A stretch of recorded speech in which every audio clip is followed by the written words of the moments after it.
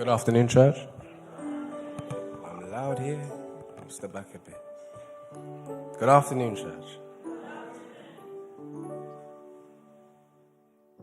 Good afternoon, family. Sakafe. Bon.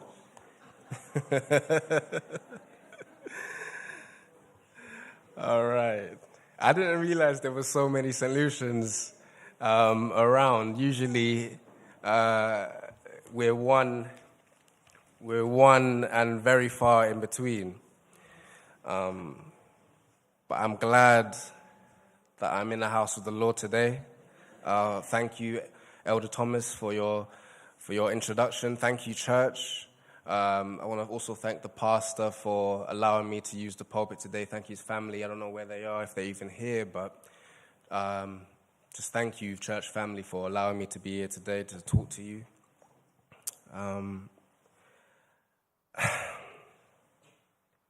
Life is funny.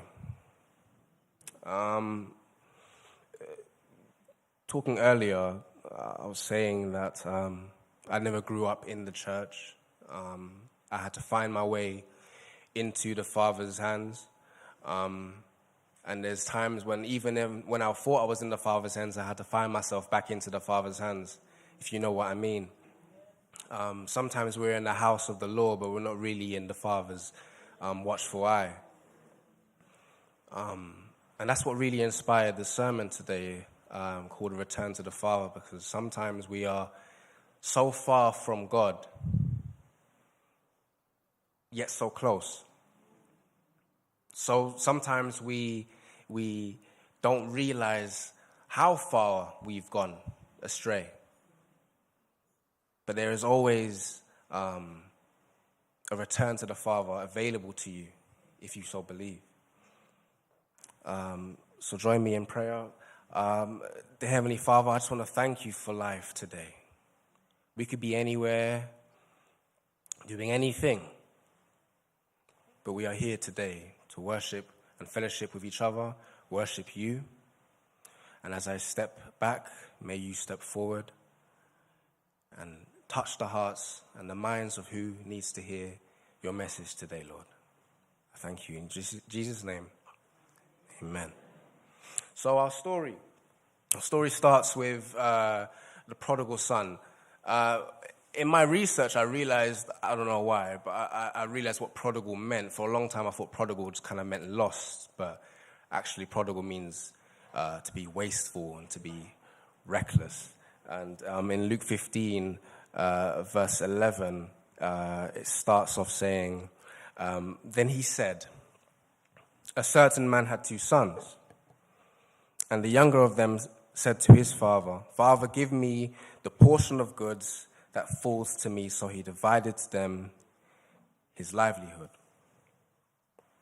And not many days after, the younger son gathered all together, journeyed to a far country, and there wasted his possessions with prodigal living. Now this son represents all of us.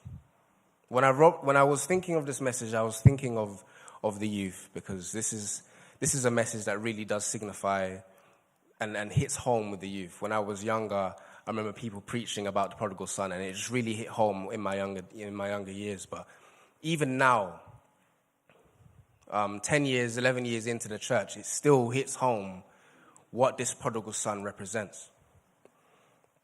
So this prodigal son, he's young-minded, young in mind. He's not forward-thinking. He's impulsive. He's even entitled, and he's wasteful. He's reckless with his decision-making. And he demands of his father to give him what he is owed, what he is deserved. How many times do we walk along this earth with that entitlement, thinking that nothing can touch us? We walk around thinking that tomorrow is owed to us. Sometimes we don't even thank the Lord that we're awake today. We don't pray when we get to our destinations. We don't thank him for taking us safely.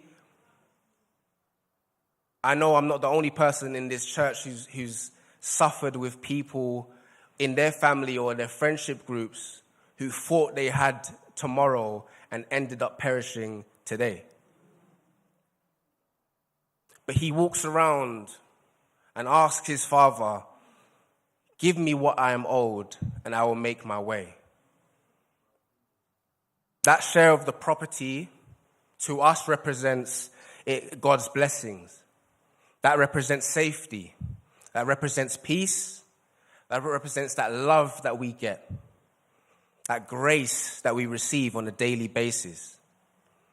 Sometimes it even represents our talents that we're blessed with. Sometimes it represents the gifts of the Spirit that we're blessed with. But because it's with us, it's in us, we believe, this is mine. I'm owed this. And we take these pieces of property into these distant countries. We take it into work. We take it into university. We take it into school. We take it into places that people don't even know we're going.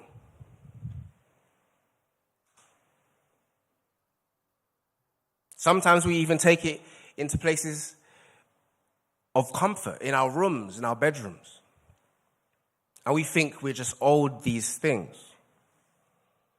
And the text goes on to say in verse 13, verse 14, but when he had spent it all his possessions, there arose a severe famine in that land, and he began to be in want.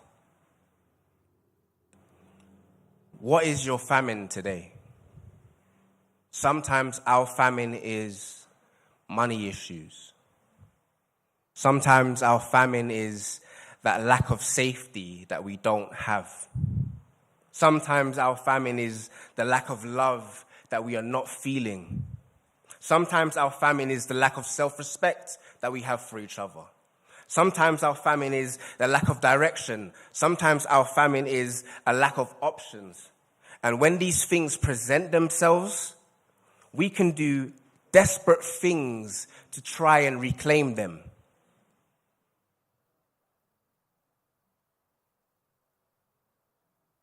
How far are you willing to go sometimes? Sometimes I have found myself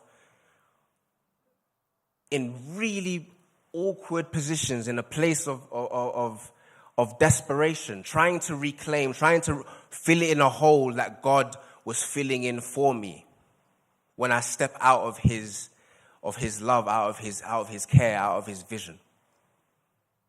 Sometimes we find ourselves in these distant countries wondering why do we not feel that sense of home that we're so used to feeling with the Father? It's because we're away from the Father.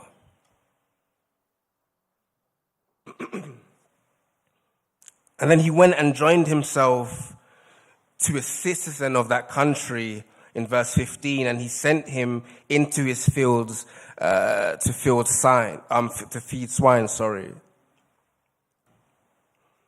So this man is leaning into his own understanding at this point. Up until now, he's had it good. Up until now, we have had it good. We don't know how blessed we actually are to be here. I know people. I see a multitude of ages of people here. I know people who didn't make it past their 25th birthday, their 20th birthday, and we stand here walking around, not acknowledging the Father in any of our ways.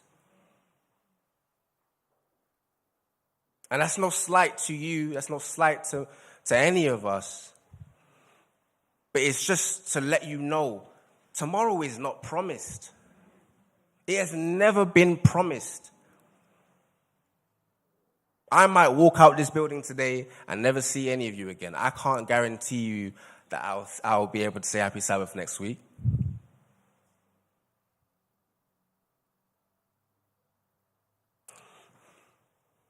we're here and we thank God for that. And this man, he goes off into this distant country. This distant country could be anything. It could be a workplace, university. He's now found himself in a place where he's comfortable, he's living, he's doing his own thing. And he's good. Because the blessings and the property that his father had given him is still with him. It's still with us. Where we go, God goes, and he protects us. But let's not take that for granted, because there could be a point where we lose what we feel like we're owed. And when you're in that place, what do you try to do? You try to refill that hole. So when the love that God has given you, while you're at home, while you're in church, while you're worshiping with the Father, fellowshipping with the Father, if you take yourself out of those places, take yourself out of those places with God, you will try and fill that hole with whatever you can find. You will try to fill that hole with people. You will try to fill it with man, with woman. You try to fill it with drugs, alcohol, pornography. You could try to fill it with work or career.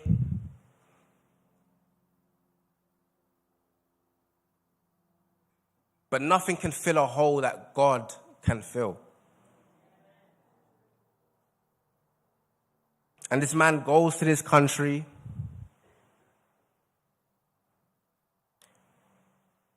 He finds living well until he doesn't.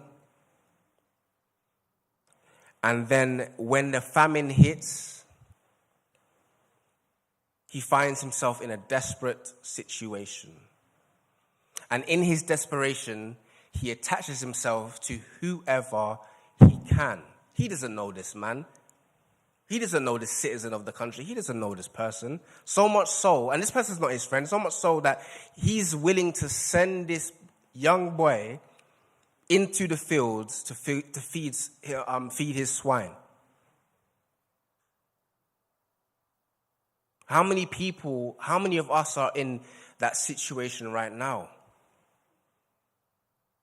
Where we've left the Father and we're living our lives, and it's good for now. It's good because nothing's touched us yet. I might even still pray here and now and then, but I'm good because nothing's touched me. I'm blessed. I can walk out this place right now, go home, don't have to pray about it, don't have to think about it. We walk in that arrogance. How many of us are in those countries knowing we should not be in those countries, knowing we should not be in these distant lands? But because we want to do our own thing, we do our own thing. So this man's now leaning into his own understanding. We lean into our own understanding, and we're now dealing with the consequences of being away from the Father. In Proverbs 3, verse 5 to 7, it says, "Trust in the Lord with all your heart and lean not in your own understanding. In all your ways acknowledge him."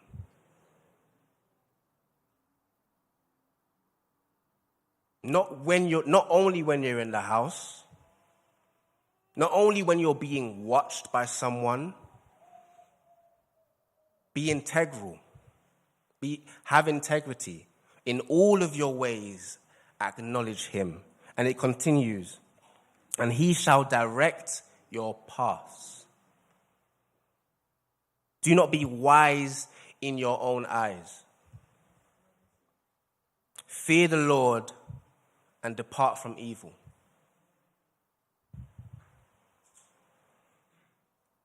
The prodigal son is living by his own means. How many of us are living by our own means? He's believed too much into his own hype now, and now he's stuck in a place where he's now desperate. He's wayward. He's not thinking. He doesn't have any direction. Direction was coming from the Father. The direction was coming from the Father in the house. And now he's in his own 2 feet, not knowing where left and right is. How many of us are in a place where we feel challenged? We feel lost. We feel like, I don't know if the step forward I'm taking is causing me to step 3 times back.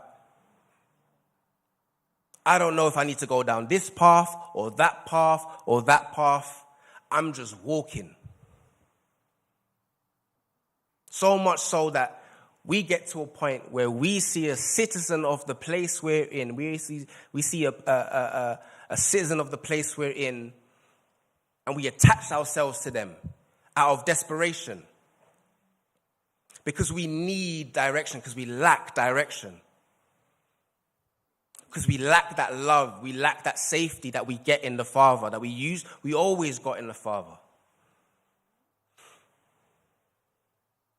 I know plenty of people my age still who are on roadside. I know people twice my age still on roadside. In my area, where I grew up.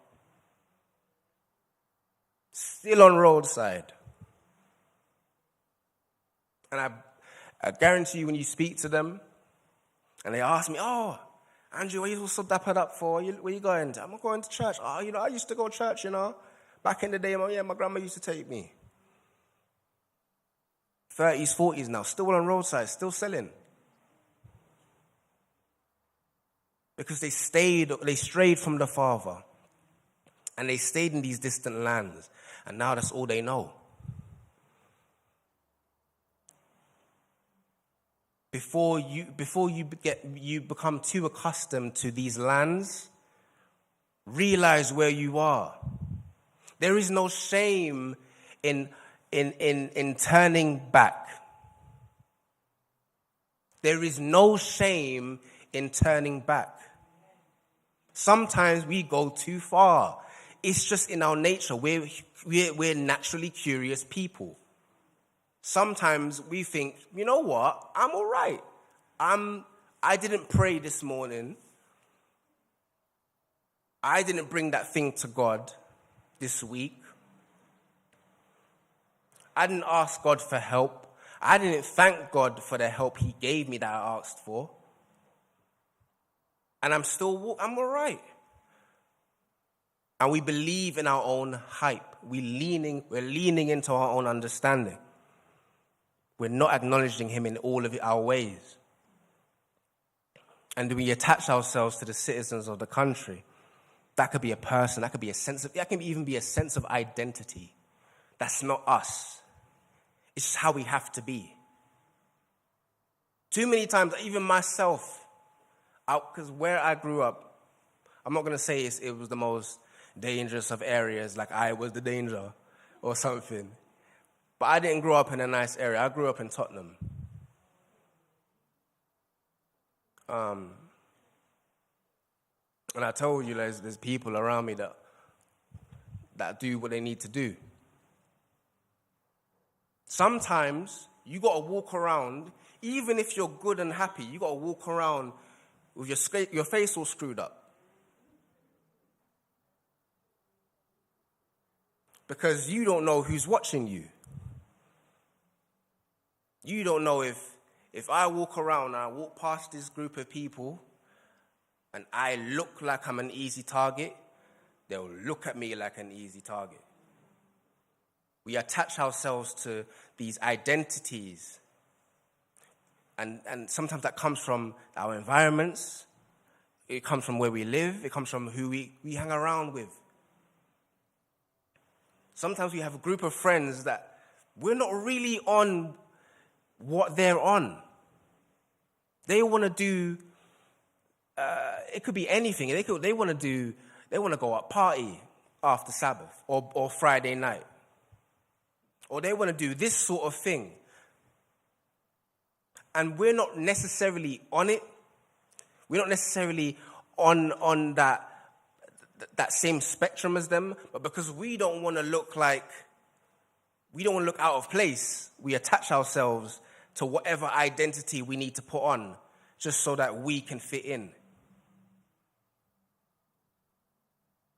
Because we're too used to being in these distant countries. And it goes on to say in verse 16 from 15 that he would have gladly have filled his stomach with the pods that the swine ate, but no one gave him anything. I don't know how many of us grew up in farms. My family, as we said earlier, comes from St. Lucia. We live in the countryside. We don't live in the city. We live in the countryside, and we grew up. Whenever I go around and visit them, we grew up around farms. I don't know if any of you have been to a farm before, but if you see what the pigs eat, if you've ever seen what a pig can eat, if you go on YouTube after Sabbath, and see what pigs be eating, that pigs eat anything and everything, even each other. They eat anything. And this man was so desperate that he wished someone gave him anything and everything, because that's how low he sank. That's how low we can sink. We have sunk at times. I don't know if any of you have been at rock bottom before, but it's a low place, no pun intended. It's a very low place, and you will try and attach yourself to anything. You will try to fill yourself with anything. That anything could be any sort of substance, any sort of man, woman, or work, or career, or drug, or alcohol, or anything. We're trying to fill ourselves with anything. Because this man was so hungry that he would have eaten slop that the pigs were eating just to fill his hunger. Do you see where I'm going with this? Sometimes we get into those places where we're just trying to fill our hunger, our sensation, our insatiable appetite with just anything, just to feel something. That's why so many people have They have addictions. That's why so many of us have vices. And we don't even realize it's a vice until we don't have it for that one time. Some of us are going through something today. Some of us have been going through something for weeks and months, and we still come up every Sabbath and, how was your week? It was all right, it was good. And we smile through it, because that's all we know. Because we've become accustomed to this. We've attached ourselves to this identity of just being happy and showing that, oh yeah, everything's good. It's not good. And it's okay to admit that. Not all of us are living with the Father. Not all of us are living a life that we're proud of. Some of us are living lives where we're consuming swine food. We're just taking any and everything we can just to feel something. But no one's going to give you that. No one's going to give you exactly what you need. No one's going to give you that nutrition. Where do you get that nutrition from? You get that from the Father.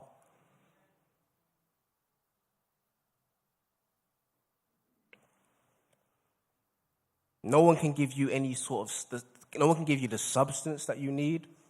No one can give you the worth that you need.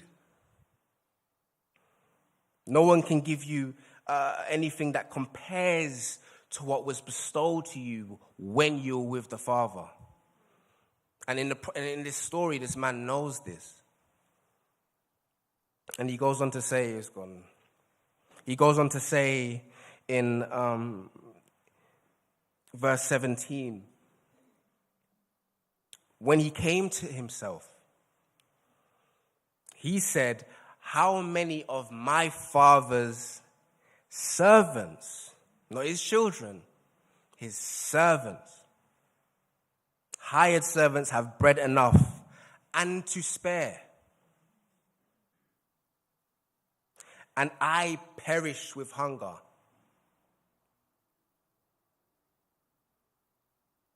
Some of us know where we need to be, but we still stand out there, and do what we think we need to do, just to be like we're standing on our own 2 feet. Some of us are in here doing that now. Sometimes you don't have to go too far from the house to be away from the Father. Some of us have already checked out and are thinking, what am I going to be doing after church? What am I going to be doing in the next 10 minutes? Some of us are the prodigal sons in our own houses right now, today. You don't have to be out there living a life that looks unholy to all, because sometimes we're living a life that's unholy in the eyes of the Father, away from everyone else.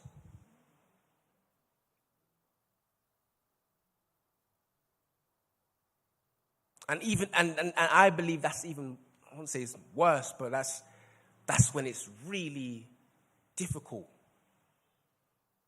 Because we've mastered the art of looking the part. We dress up well. We say Happy Sabbath. We might even be able to recite a few scriptures if it needs be. But we're not really here. We're not really with the Father. Because we've become too accustomed to the grace that he shows, to the love that he shows, to the peace that we have when we're in this building. And we believe that stuff comes from within. We've always had this peace. We've always had this grace. We've always had this love. So we forget where we come from. And it's only when you get to those places where in desperation you realize, wow, I had something with my Father. So much, so, the Father's blessings were so rich that everyone in his house had blessings, had food, and even more to give, to spare. And here I am by the wayside.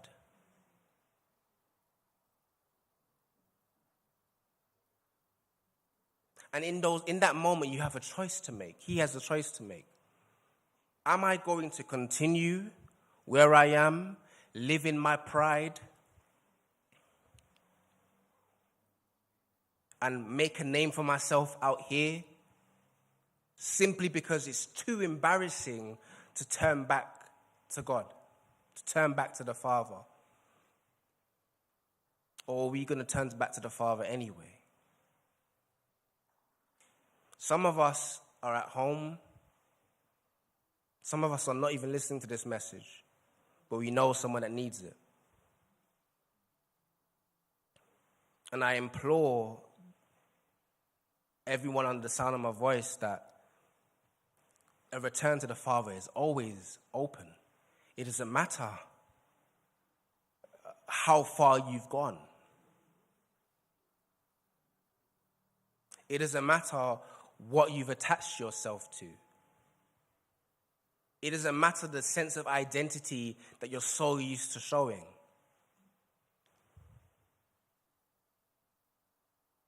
A return to the Father is always available, and this man knows this. And he says in verse 18, I will arise and go to my father, and I will say to him, Father, I have sinned against heaven and before you, and I am no longer worthy to be called your son. Make me like one of your hired servants. Apologizing is hard. Admitting you're wrong is hard. And a lot of people die before they make that peace with God. Sometimes we get so far, we become so accustomed that we don't even know what that looks like anymore. We don't even know. We've become so accustomed to our way of living that we don't even feel that guilt that we once felt anymore. You ever had a good day or a good few weeks with God, and then you did something from your own flesh, and you were like, "Oh my gosh, this is the worst thing I've ever done," and we feel that guilt. It's because we stayed so close to the Father that once we started looking out to the distant countries, once we started adopting different practices, it felt alien to us. Sometimes we've gone that far that we don't even feel that pain anymore. We don't feel that shame anymore. We don't feel embarrassed. So much so that it's flipped now. Sometimes we were embarrassed to do the things that we did in secret. And now it's got to the point where we're embarrassed to apologize to God and ask for forgiveness for the things that we do. But the return to the Father is always there. And he arose and he came to his Father because he realized where love really lies. But when he was still a great way off, and this is my favorite part, his Father saw him and had compassion and ran and fell on his neck and kissed him. Amen. Sometimes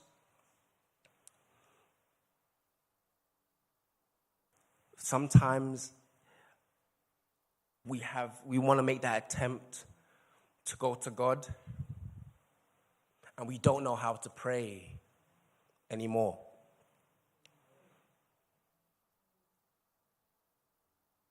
But the Father recognizes what's in our heart, and he meets us where we are.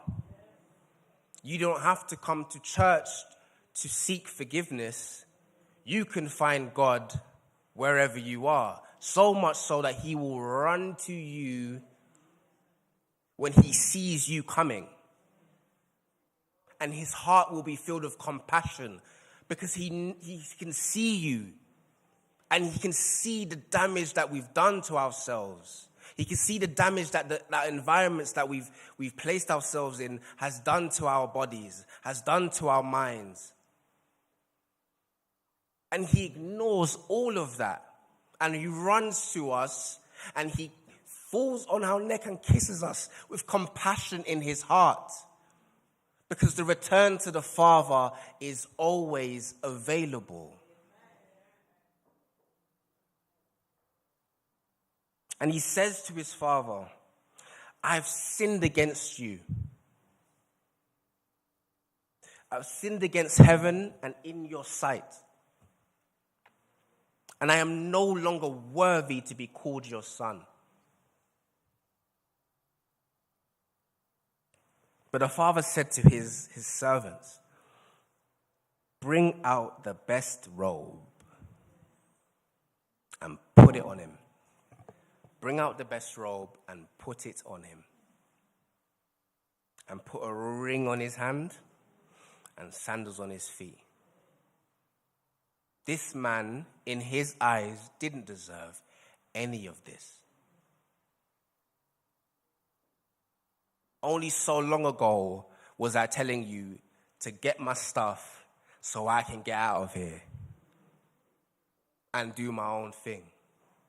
Now I'm in a place dirty, covered in my sin, unworthy to even be anywhere near where I was before, that place I held by your side. I am no longer worthy to be anywhere near that, but here I am in my dirty rags, and you call me your son still. You call me your daughter still. And you cover me in clean robes, the best of the clean robes. And you put a ring on my hand and you put sandals on my feet because I am still yours.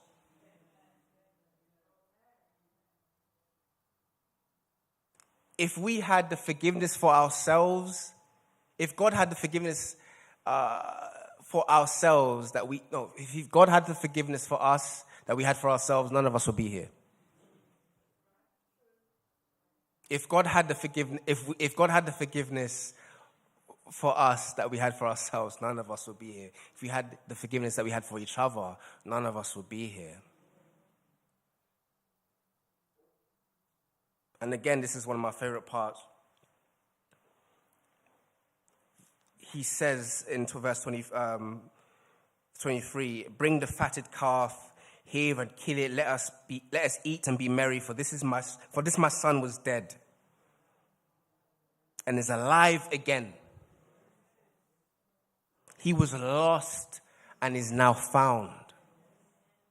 And they began to be merry. Not just the father, but the servants too. Who are the servants of the Father? Us. We belong to the Father. We belong to the house. Some people have gone out of these doors and have never come back. And there may be a time when they come back again. It is our role as servants to the Father to celebrate that they're here. Not to ask them, where were you?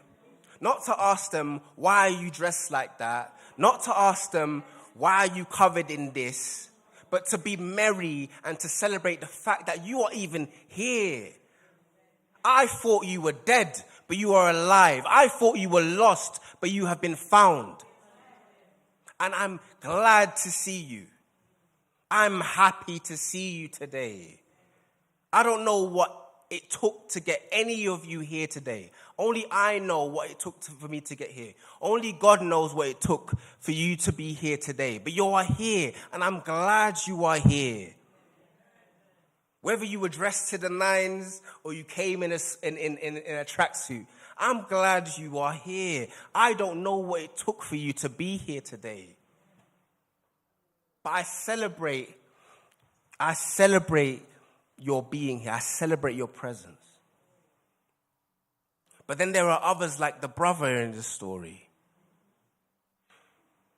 who hear the commotion and wonder what's going on.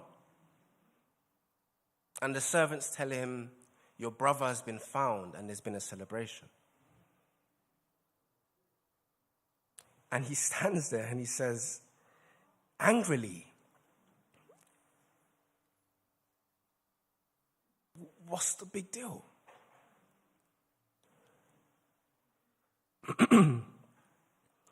I've been serving you. I've been serving you faithfully for years. And you've not given me anything that I believe warrants my service to you. But here comes old boy, and it's a party now. Everyone's happy now. I've been here. Some of us have been here a long time. But who are you going to be when the person who comes through these doors and sets their bag down and says, hey, look, I'm back? Who are you going to be? Are you going to be that servant? Are you going to be that brother? Because the return to the Father is always available. I encourage you that even if you are here today but your mind is in other countries, know that the return to the Father is always available. I encourage you that if you are listening online and you're at home and you don't plan to come back to the Father, not the church, but the Father, because you're comfortable where you're at, a return to the Father is always available.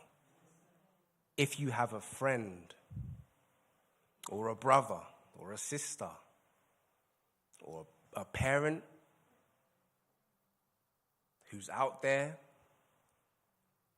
and they're in and out with God, let them know that a return to the Father is always available. Not once did the servant go out there looking for him. Not once did the brother go out there looking for him.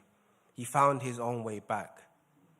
And when he was a long way off from being the son again, the Father found him, took him in his arms and had compassion. A return to the Father is always available. Do not forget that. I don't know what's going on in the hearts or the minds of the people here today. But I know that God is always here.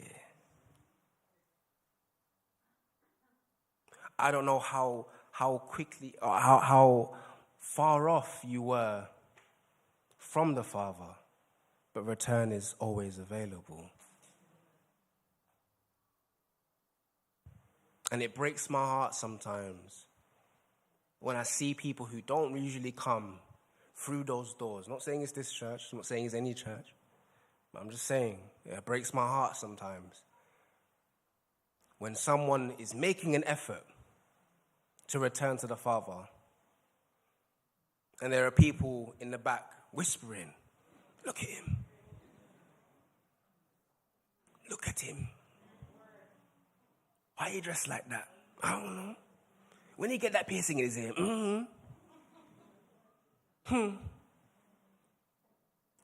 You ever see someone use,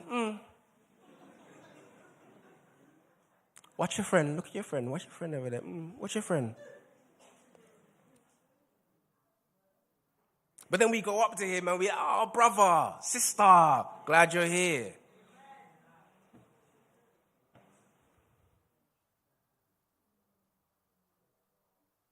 Who are you going to be?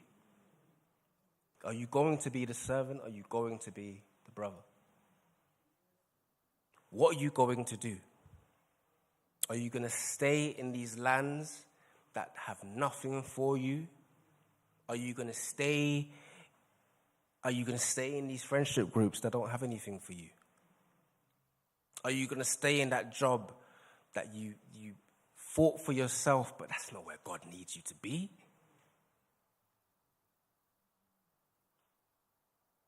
If I did that, and I was doing that for a long time, if I continued to do that, I would not be here talking to you right now. I am someone, I know you spoke about it earlier, Elder Thomas. I'm very good with maths. I could have been anything to do with that. I'm good with kids, I'm good with people. I could have gone into anything. And I even told myself,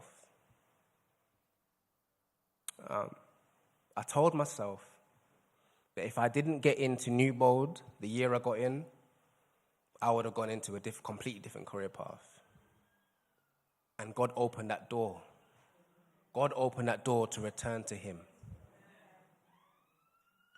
So I ask you today, do you need a return to the Father?